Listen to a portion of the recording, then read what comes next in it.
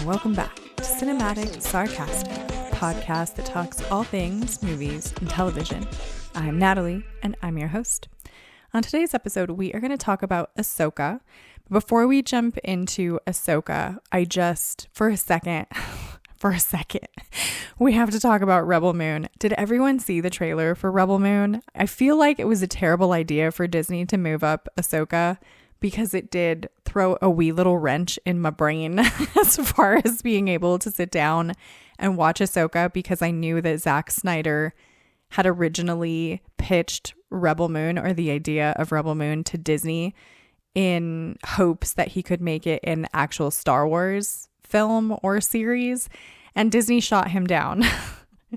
And I watched the trailer, which is a pretty long trailer. I want to say it's like 3 minutes and a half, maybe a little bit longer than that, because it is a trailer for both parts. It's like 2 films, I want to say, that Netflix is putting out. And the first part drops in December. And so the trailer is pretty long because it gives you kind of the story from both of them, which could be good, could be bad. I got chills. Like, I'm so excited for Rebel Moon, and I'm trying not to get like too ahead of myself because I'm not terribly familiar with Zack Snyder. Like, I know that he did 300. I very much enjoyed that. But past that, Zack Snyder mostly has done like DC stuff, you know, like DC comic book stuff, Superman and all of that jazz. And I haven't necessarily watched a lot of those films. So I think I saw like the Zack Snyder cut of some movie, and I can't even remember which one off the top of my head now.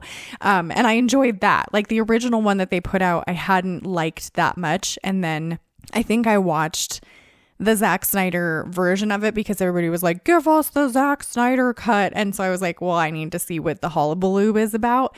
And I actually didn't mind that one so much. I like Zack Snyder's sort of visions because I can relate to like that dark sort of gritty film style that he seems to always enjoy using. I very much resonate with that. So Rebel Moon to me was just like giddy little schoolgirl. Like, I am so excited for it.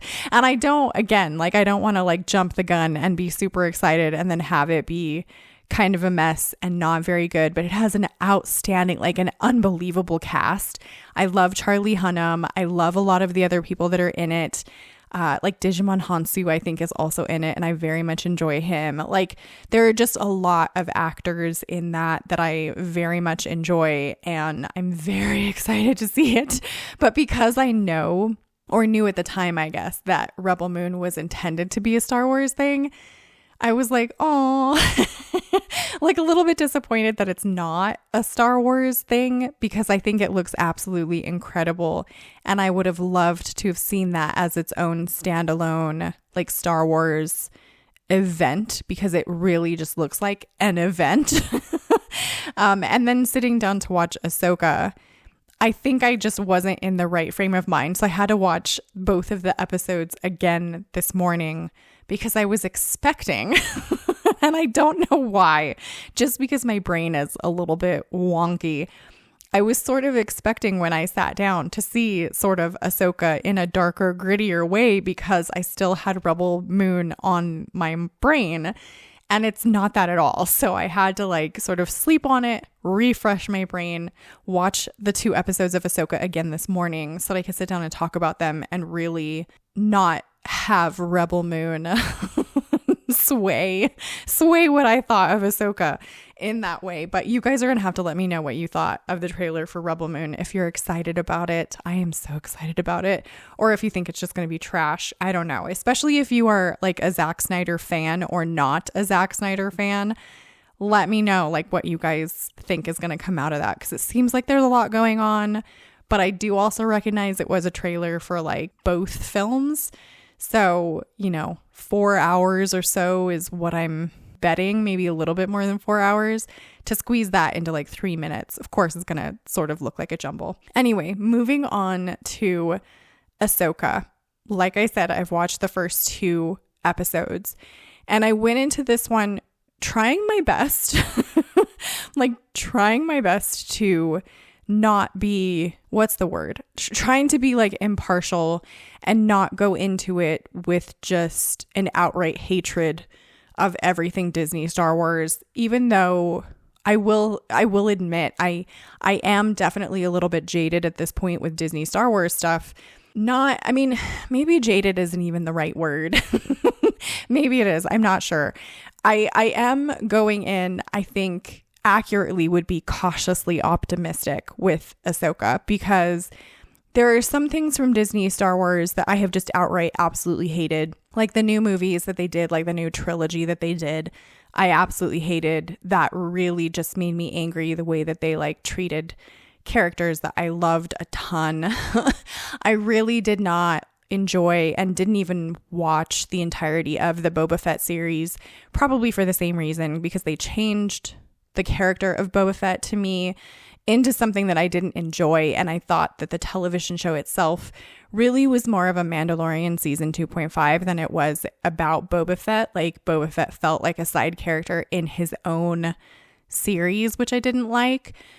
And I felt like that series also was very childish and very silly and very dumb, and just maybe not like visually or story-wise what I was hoping for. So I didn't like that one at all.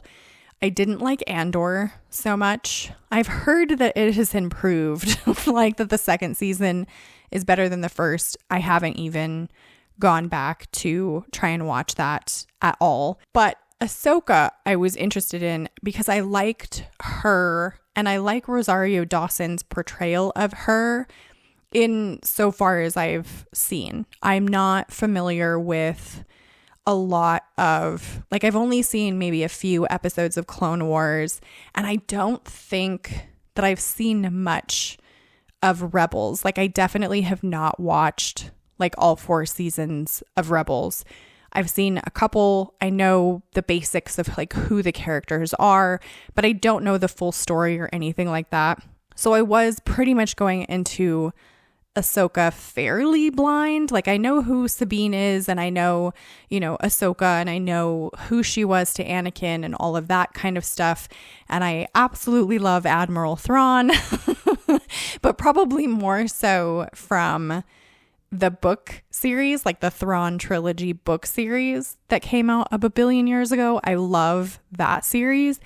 And I know that's not what we're going to get in Ahsoka, because that story obviously was still like Han, Leia, and Luke were a part of that and all of that good stuff. So I don't think we're ever going to see that story, or at least not in the way that the books portrayed it, obviously, because we just physically cannot do that now. But I am very excited to see Thrawn. I know he's going to come up in this season at some point, and I'm like giddy to see him. I will say, like, despite the fact that I'm a little bit gun shy with Disney Star Wars, I will say that Ahsoka was not as terrible as I like maybe was afraid it was going to be. I think that there are some things that I don't like. I think that overall there are more things that I did enjoy than that I didn't. I don't necessarily enjoy the character of Sabine. I find her to be kind of a spoiled brat, and I've mentioned in some episodes and stuff before that I don't typically enjoy characters that are written that way. Like, just for instance, which spoilers, I think we should assume that everyone's watched it, but spoilers. Like, there is one instance in, I want to say episode 2, where Ahsoka has found that map, which confuses me, but we'll get back to that, where she's found that map. And Sabine is like the only one that can help her, unlock this map and whatnot. And so Sabine is like, I want to take this back to my little hovel. And Ahsoka says no. And Sabine just does it anyway, which characters like that frustrate me, because it's like, this is not some sort of, school ground lunch project. This is something that actually has incredible meaning. Like, the location of Thrawn has devastating consequences if the wrong people get to him first, so to speak. So to be that childish and that self-serving with something that could potentially cost the lives of a whole lot of people. I just don't find writing characters like that very realistic, I guess, unless you are intending that character to be a villain, right? Like, I don't find writing heroic characters in that sort of spoiled, selfish, I do what I want, girl boss kind of way. I don't find that very appealing.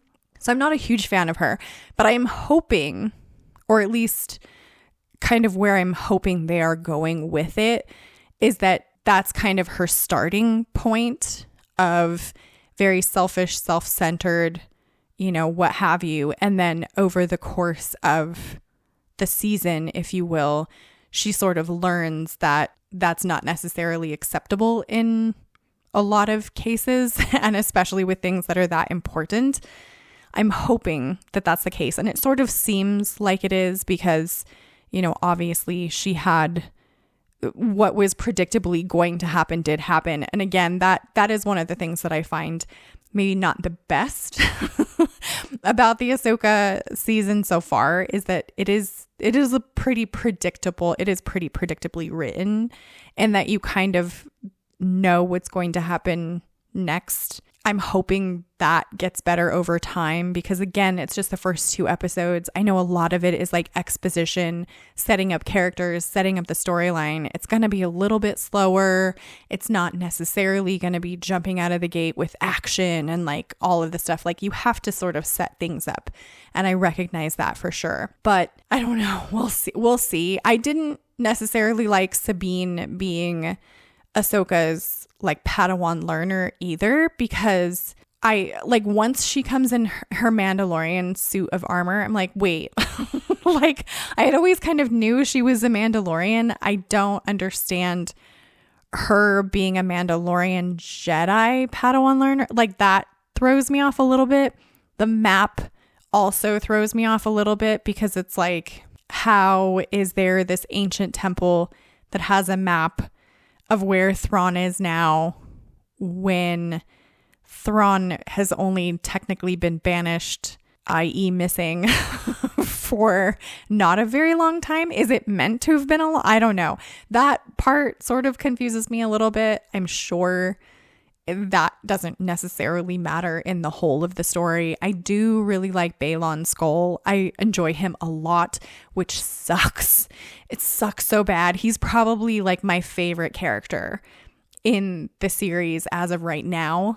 And that hurts me in my heart because I know that Ray Stevenson, who is the actor that plays Baylan, has passed away in real life.